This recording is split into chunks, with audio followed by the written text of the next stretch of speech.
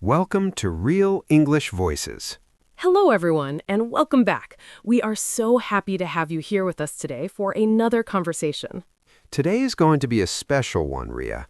We usually talk a lot about morning routines, productivity, and how to start the day with high energy. But today, I want to flip the script. Flip the script. That is a great expression to start with.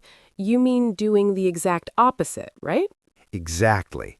Instead of talking about how we wake up, I want to talk about how we go to sleep.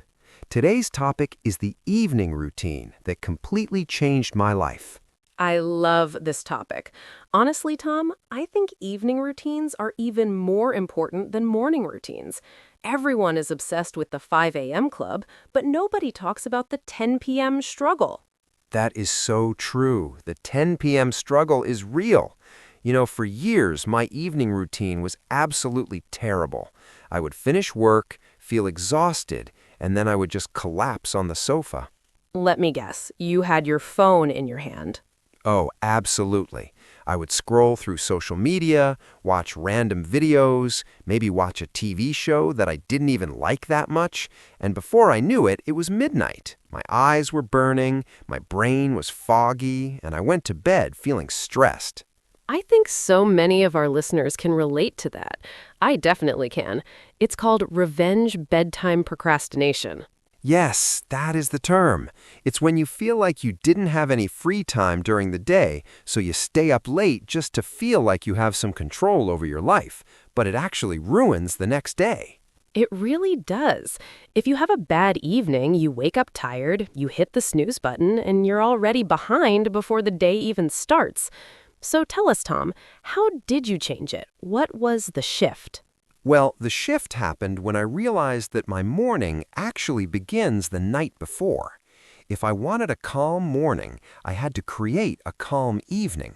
So I started doing 3 specific things. But before we get into the details, Ria, I think we have used some interesting vocabulary in this first section. We certainly have. Let's take a quick pause to review the 3 hardest words we just used in this first section. The first word is procrastination.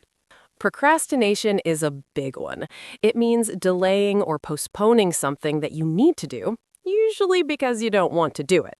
Like when Tom stayed up late just scrolling on his phone instead of sleeping. Exactly. The second word is exhausted. This is a very common word, but it is stronger than just being tired. To be exhausted means to be extremely tired, completely drained of energy, both physically and mentally. And the third word is foggy. When we say our brain feels foggy, we don't mean actual weather fog. We mean confusion. It's when you cannot think clearly, you feel slow, and you lack focus. So those are our 3 words: procrastination, exhausted, and foggy. Now, Ria, do you have a question for our listeners? I do. I want you to answer this honestly in your own mind or speak it out loud. What does your current evening routine look like? Do you relax intentionally, or do you just fall asleep with your phone in your hand? That is a great question to reflect on. Okay, let's get back to the routine. I said I started doing 3 things. The first change was the hardest one. I created a digital sunset. A digital sunset? That sounds very poetic. What does that actually mean in practice? It means that at a specific time, usually 9 p.m., the sun goes down on my digital life. I turn off my laptop, I put my phone on a charger in the kitchen, not in the bedroom, and I disconnect. Wait, you leave your phone in the kitchen? You don't take it into the bedroom at all? No, never. And Ria, this was terrifying at first. I felt anxious. I kept thinking, what if someone needs me? What if I miss an email? What if I get bored? The fear of boredom is huge. We're so used to constant entertainment that silence feels uncomfortable. But I bet that anxiety went away eventually, right? It did. After about 3 days, I realized how much quieter my mind was. When you look at a screen, your brain is constantly processing new information, new colors, new sounds, new headlines. It's stimulation. By cutting that off an hour before bed, my brain finally understood that it was time to shut down. It signals to your body that the day is over. I've actually tried this too, and the difference in sleep quality is amazing. The blue light from our phones messes with our sleep hormones, doesn't it? It really does. It stops melatonin production. So, step 1 was the digital sunset. No screens after 9 p.m. Step 2 was what I call the brain dump. I love the sound of that, even though it sounds a bit messy. Tell us about the brain dump. It is a little messy, but in a good way. You know how when you try to sleep, you suddenly remember everything you forgot to do? You think, oh no, I need to email my boss, or I need to buy milk, or I need to fix the car. Oh, totally. My brain becomes a to-do list the moment my head hits the pillow. It is so frustrating because you cannot do anything about it at midnight. Exactly. You can't fix it then, so you just worry about it. So my evening routine involves taking a physical notebook and a pen, no digital apps, and writing down everything that is on my mind. Everything I need to do tomorrow, everything I'm worried about, everything I'm thinking. So you are literally dumping the contents of your brain onto the paper. Yes, and the psychological effect is powerful. Once it's written down, my brain feels safe to let it go. It thinks, okay, Tom wrote it down. We don't need to hold on to this memory anymore. We can relax. That is such a good tip. It's like you're outsourcing your memory to the notebook. You're clearing space in your head. Precisely. It creates so much mental clarity, and it only takes 5 minutes. I write my to-do list for the next day, and I choose my top 3 priorities, just 3. Only 3 priorities? That seems very low. Most people have a list of 20 things. If you have 20 priorities, you have no priorities. By picking 3, I wake up the next morning knowing exactly what I need to do. I don't waste energy in the morning making decisions. The decision was already made the night before. That is brilliant. It stops decision fatigue. You know, Tom, we're getting deep into the psychology of this, and I think we've hit another vocabulary milestone. You're right. We've used some great words in this section about the digital sunset and the brain dump. Let's review the 3 hardest ones. Okay, let's do it. The first word is stimulation. Stimulation refers to anything that makes you feel active, excited, or interested. In this context, we talked about how phones provide constant visual and mental stimulation, which keeps you awake. Right. The second word is melatonin. This is a bit scientific. Melatonin is a hormone in your body that regulates sleep. When it gets dark, your body produces melatonin to help you sleep. Blue light from screens stops this process. And the third word is priority. A priority is something that is more important than other things and needs to be done or dealt with first, like my top 3 tasks for the next day. Perfect. So we have stimulation, melatonin, and priority. Now, here's my question for you, the listener. If you could only choose 3 big tasks to finish tomorrow, what would they be? Think about how good it would feel to define them right now, tonight. That's a great way to think about it. Okay, let's move to the third part of this life-changing routine. So I've put the phone away and I've written down my tasks. The final step is something I added specifically for my own growth, and it connects to language learning too. I was hoping you would bring it back to learning. What is the third step? The third step is active relaxation through reading. But not just any reading. I read fiction. Fiction? Like stories? Not business books or self-help books? No, strictly no self-help at night. I used to read business books before bed, but they just made my brain start working again. I would start getting ideas for work. Fiction is different. It transports you to another world. It's an escape. I agree completely. When you read a story, you step into someone else's shoes. It engages your imagination, not your analytical brain. It's like a soft landing for the day. And this is where the magic happens for our listeners who are learning English. I started reading for just 15 minutes every night, but here's the key, Ria. I didn't worry about understanding every single word. I just wanted to enjoy the flow of the story. That is such important advice. We always tell our students that. If you stop to look up every word in the dictionary, it stops being reading and starts being studying. And studying before bed can be stressful. Exactly. I treat it as pleasure, not work. And because I'm relaxed, I actually absorb more vocabulary. My brain is in a receptive state. I see the grammar structures naturally. It's the most painless way to learn. And 15 minutes is so manageable. Everyone has 15 minutes. If you replace the scrolling time with reading time, you actually gain time. You really do. And think about the compound effect. 15 minutes a night is over 90 hours of reading a year. Think about how much your English would improve with 90 hours of reading. It would be a total transformation. But Tom, I have a question. What if you're just too tired? Sometimes even reading feels like too much effort. That is a valid point. On those days, I switch to audiobooks. I close my eyes, I lie in the dark, and I just listen to a story. It is like being a child again, having a bedtime story read to you. It is incredibly soothing. I love audiobooks for that reason.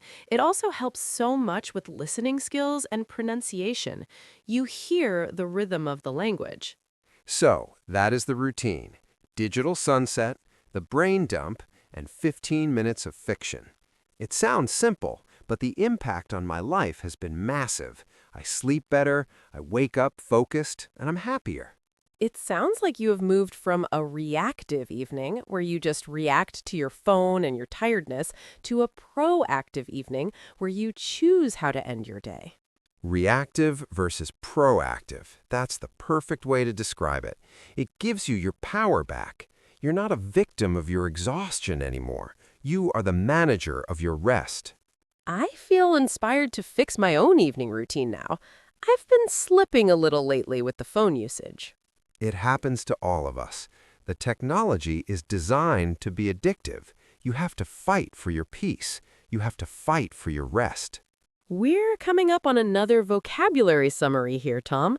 We used some really good words describing this reading habit and the mindset shift. We did. Let's look at the 3 hardest words from this section. The first one is receptive.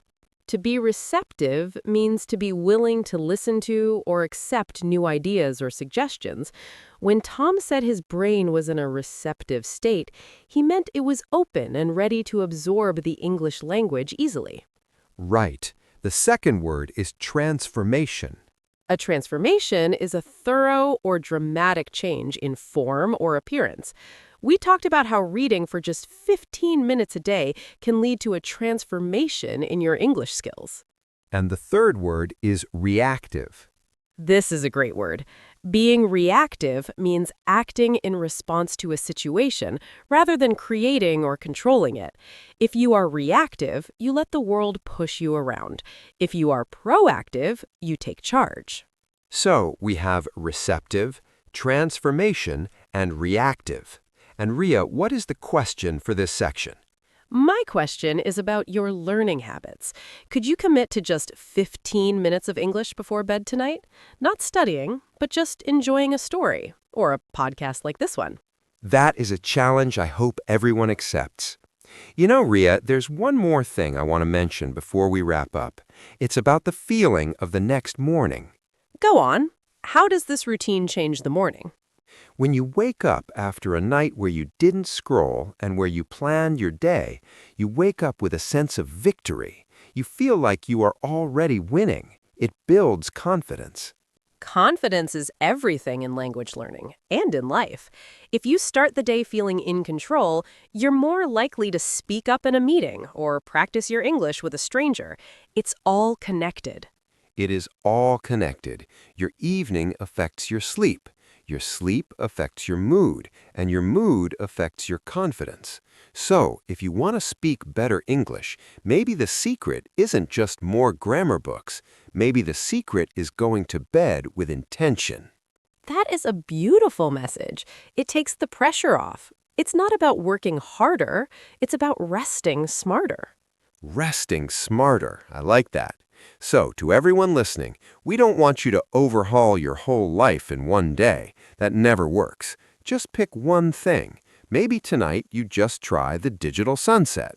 Or maybe just the brain dump. Just write down 3 things for tomorrow. Start small. Exactly. Small changes, consistent effort, massive results. That's the real English Voices way. Tom, this has been such a helpful conversation. I think I'm going to leave my phone in the kitchen tonight. I'm serious. I'll hold you to that, Ria. And to our listeners, we want to hear from you. Which part of the evening routine do you struggle with the most? Is it the phone? Is it the racing mind? Or is it just finding the time? Think about that answer, and remember, every night is a new opportunity to reset. You can always try again. Before we say goodbye, let's do one final quick review of the most important concepts we covered today, just to make sure they stick. Great idea. We talked about the digital sunset, turning off screens early. We talked about the brain dump, writing down tasks to clear your mind. And we talked about reading fiction for pleasure. And the key vocabulary we learned included procrastination, melatonin, priority, and reactive. These are words you can use in your daily life immediately. They are advanced words that will make you sound more natural and fluent. Try to use one of them in a sentence today. Thank you so much for listening to Real English Voices. We really appreciate you spending your time with us. We really do. Keep practicing, keep listening, and don't forget to get some good rest tonight. See you in the next episode. Bye, everyone.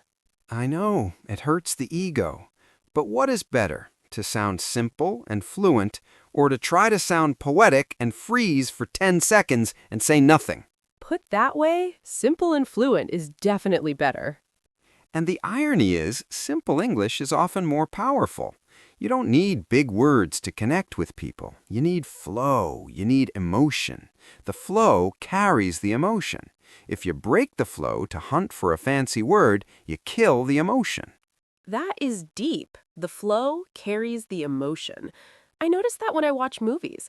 The most powerful lines are usually very simple. I love you.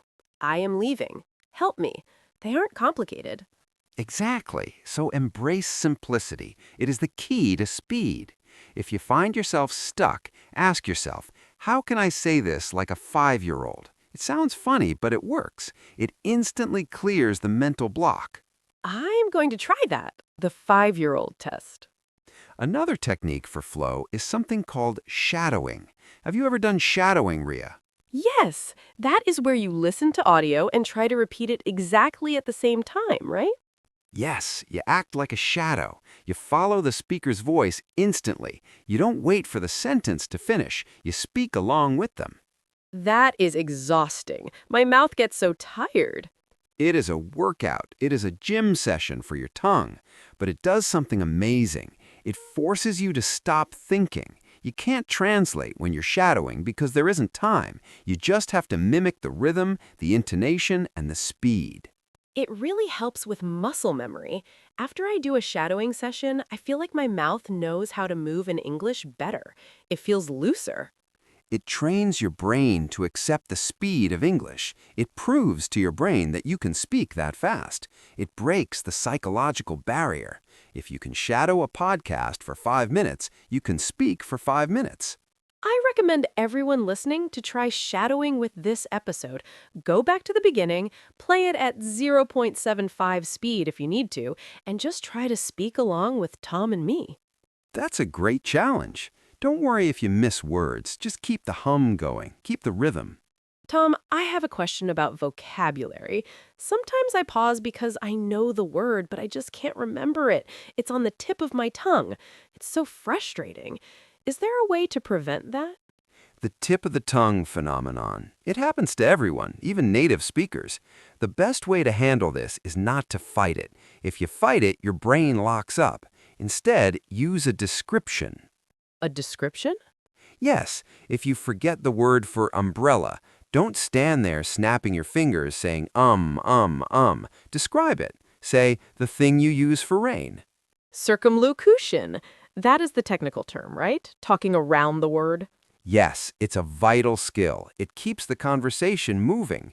If you say, I need the stick with the fabric that stops the rain, the listener will say, oh, an umbrella, and the conversation continues instantly. And you know what? That's actually really good communication. You're solving a problem in real time. It shows flexibility, and usually the moment you start describing it, the word pops into your head because you relaxed your brain. That makes so much sense. That is why input is so important. I notice that when I binge watch a TV show, the next day I find myself using phrases from the show without even trying. Your brain is amazing at mimicking. Trust it. Feed it good quality English, and it will give you back good quality speech.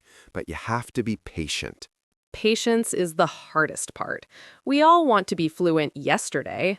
I know, but think about how far you have come. Think about the first time you tried to speak English. I bet you couldn't say more than 2 words without stopping. Now look at you. That is true. Sometimes I forget to look back. I'm always looking at the mountain ahead of me, and I forget the mountain I have already climbed. Celebrate the small wins. Did you speak for 30 seconds today without a major pause? That's a victory. Did you use a filler word instead of freezing? That's a victory. I love that mindset. It makes the journey so much more enjoyable. So, to recap today's strategy for speaking without pausing, first, accept that mistakes are okay. Relax the fear. Second, use fillers and bridge phrases to buy time. Don't be silent, make a sound. Third, speak in chunks. Don't try to swallow the whole sentence at once. Fourth, simplify your thoughts. Don't translate complex ideas, express simple feelings. And finally, if you forget a word, describe it. Keep the momentum going. That is a powerful toolkit. I feel more confident just hearing it. I'm glad. You know, Ria, speaking a language is like dancing. You might step on your partner's toes sometimes. You might miss a beat. But if you keep moving, if you keep smiling, and if you keep the rhythm, everyone enjoys the dance. No one is watching your feet. They're watching your joy. That is beautiful, Tom. Don't focus on the feet. Focus on the joy. Exactly. English is a tool for connection, not a test of perfection. Go out there and connect with people. Stumble, pause, laugh, correct yourself, and keep going. That's what real English voices do. Thank you so much for listening, everyone. We hope this episode helps you find your flow. Keep practicing, keep speaking, and remember, your voice matters. We'll see you in the next episode. Bye, everyone. Goodbye.